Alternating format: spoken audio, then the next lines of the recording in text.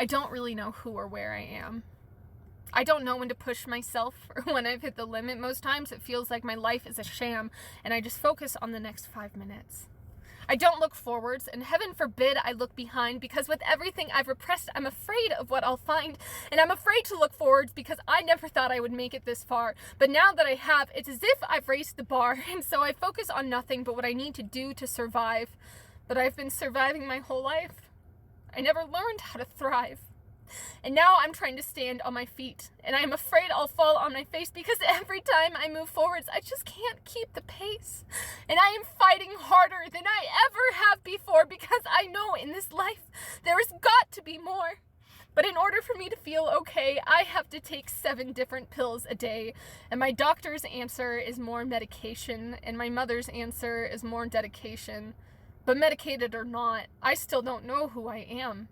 My past, my future, or even where I stand, and that is a problem that no pill can fix for me, and it overwhelms me to the point of tears. So I look for peace in the trees, and I try to ignore all of my fears. Because I've repressed everything since I was a child, and now it is something that I can't stop, and I just want to feel again. Because at this point, I feel like a prop, and I want to fall in love again, but I can't. Because I've been hurt too many times. Anytime I recall, I remember the pain of their crimes, and I'm scarred and I'm scared. So I don't let myself fall because they always tend to hurt me as soon as I give them my all. But it doesn't matter what they do or what they say or what happens to me because I am trapped in my head, locked away from reality, and most times it feels like I am imploding and exploding all at once, and all I can do is cry, and I have never truly been happy. And I'm confused as to why. But lonely, medicated, used, and tired, when everyone looks at me, I'm still admired. I suppose they see more than I do. Or maybe they just don't see that I am at war. But even still, I feel obligated to give them more. But I have nothing left. For all of it goes into this fight, and every single bit of me hopes that I'll be okay tonight. I would never talk about how I was feeling or what was going on inside. I would just hide it with humor. My sister saw right through it, though. And on the few occasions where I did talk about my feelings, I remember asking her, "Will it ever get better? Will it ever stop hurting?" And she looked at me and she said, "One day it will get better." And then one day came. You know, my mom still looks at me with worry in her eyes. Like any second, I would break down and take my own life. So the other night at dinner, I leaned down and I whispered in her ear, "Mom, you don't have to worry about me like that anymore. I'm still here.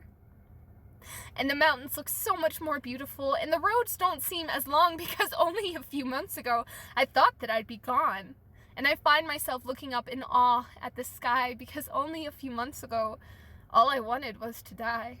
But I love my job, and I just bought my dream car. I honestly never thought that I would make it this far. I can feel and I can love.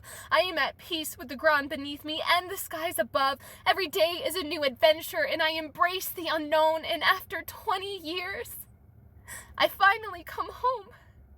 I'll have these moments where I just stop and I stare because it hits me like a truck that I am actually still there. I survived, I lived, and I don't want to die. I don't want to run anymore, and I don't want to hide. I love myself as I am, knowing who I am and where I stand.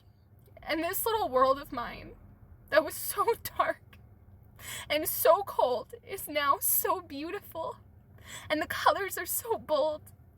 Everything that I was looking for, everything I thought I would never see, it was there the whole time. Everything I need is within me. I lost control in the best possible way. I quit holding on so tight, and I gave it all away, and now I carry myself in peace and in light, and getting out of bed is no longer a fight. And that annoying little voice in my head that kept telling me to hold on is now music to my ears. Because she is the reason that I am not gone. One day, it will get better. You just gotta hold on. Just hold on.